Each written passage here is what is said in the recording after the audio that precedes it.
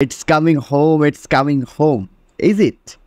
ডাচদেরকে হারিয়ে ইউরো 2024 এর ফাইনালের জায়গা করে নিল ইংলিশরা, যেখানে তারা ডাচদেরকে 2-1 গোলে হারায়। যে ম্যাচ নিয়েও বেশ কিছু কন্ট্রোভার্সি, বেশ কিছু নাটক হয়ে গিয়েছে, কারণ এন্ড মোমেন্টে 90 মিনিটে ওয়াটকিন্সের গোল থেকে কিন্তু আমরা এই জয়টা দেখতে পাই ইংলিশদের।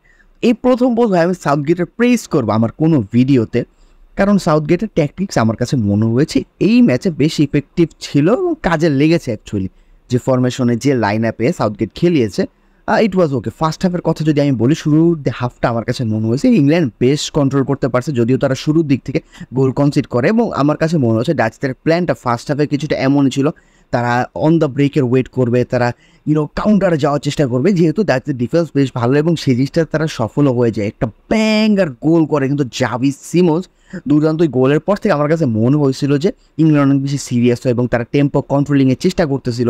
তারা আর যে ডাচের কথা বলি, তারা চেষ্টা করতেছিল আমরা লিডটাকে ধরে রাখি বা ট্রানজিশনে যাব, অপরচুনিটি পেলে টিল দেন লিডটাকে তারা সেফলি হোল্ড করার চেষ্টা করতেছিল। অ্যান্ড দে ওয়ার মোটামুটি কি বলবো, অ্যাকচুয়ালি এরপরে যে কথাটা আপনি জানেন এক্সপেক্ট করতেছেন সেটা হচ্ছে পেনাল্টিটা আমাকে যে জিজ্ঞেস করেন হয় না, বা রুলস ওয়াইজ যদি জিজ্ঞেস করেন সেক্ষেত্রে হয়, বাট আপনি যদি ইন্টেনশন ওয়াইজ দেখেন সেক্ষেত্রে কিন্তু এটা পেনাল্টি হয় না, মানে ইন্টেনশন তো ছিল না, বাট রুলস ওয়াইজ কিন্তু হয়।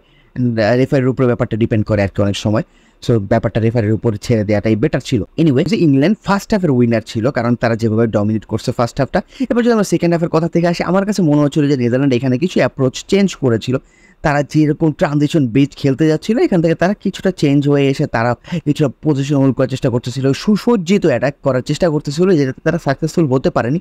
আমার কাছে মনে হচ্ছে এই টোটাল যে ডাচ টিম, সেটার মধ্যে অফেন্সিভ ওয়াইজ জাভি সিমন্স একাই বেশি ভালো খেলছে। একটা কাছ থেকে ওই রকম দায়িত্বশীল খেলা কিন্তু আমি অ্যাটলিস্ট দেখতে পাইনি, যেখান থেকে আমার কাছে মনে হচ্ছিল যে আরেকটু হয়তো দায়িত্ব নিয়ে খেলা হয়তো ফরওয়ার্ডদের দরকার ছিল, তাহলে বোধহয় গোল তারা বের করে আনতে পারতো। এনি হোক, বাট আমরা যদি ইংল্যান্ডের দিকে চলে আসি, সেকেন্ড হাফে কিন্তু তারা ওভাবে কন্ট্রোল করতে পারতেছিল না। ফার্স্ট হাফে তারা যেভাবে কন্ট্রোল করছে, কন্ট্রোলটা তাদের কিছুটা হারাতে থাকে।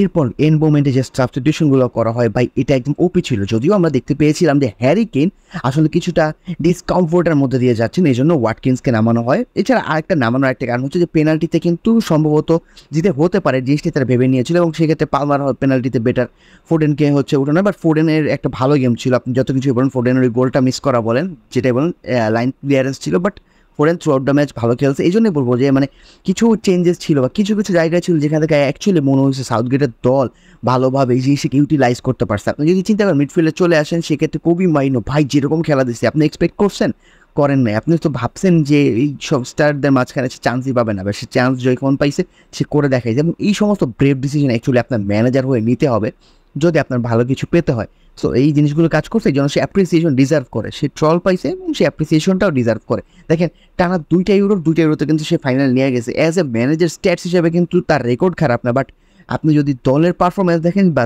খেলার ধরন দেখেন, সেক্ষেত্রে কিন্তু আপনি অনেক প্রশ্ন তুলতে পারেন। বাট যদি রেজাল্টের কথা বলেন, সেক্ষেত্রে কিন্তু ইংল্যান্ড কিন্তু মার্জিন ওয়াইজ রেজাল্ট কিন্তু বেশ ভালোই তারা নিয়ে আসতেছে। ইংল্যান্ড বেশি পজিশন করে রাখছে কন্ট্রোলে, তারা বেশি পরিমাণ পাস খেলতে পারছে। পাস খেলা এগুলো আসলে খুব বড় কথা না, আমি এই জিনিসটা থেকে এটা মেন করতে চাচ্ছি, তারা ম্যাচটাকে কন্ট্রোলে রাখার চেষ্টা করছে। তারা যেভাবে চাবে ম্যাচটা সেভাবে অপারেট হবে। বেশ এক্সজিও আমরা তাদেরকে দেখতে পাচ্ছি। যদি বলেন যে নেদারল্যান্ড ডিজার্ভ করতো কিনা, তারা হয়তো যদি ওই ট্রানজিশন বেস অ্যাটাকগুলো আর একটু শার্প হতে পারতো, তাহলে আমার কাছে মনে হয় তারাই যোগ্য টিম হিসেবে উঠতে পারতো অবভিয়াসলি, ট্রানজিশনে যদি আরেকটু ফোকাস দেওয়া চাইতো। বাট এনিওয়ে, এখান থেকে আসলে ইংল্যান্ডের ক্রেডিট না নেওয়ার কিছু নয়, তারা বেশ ভালো খেলছে।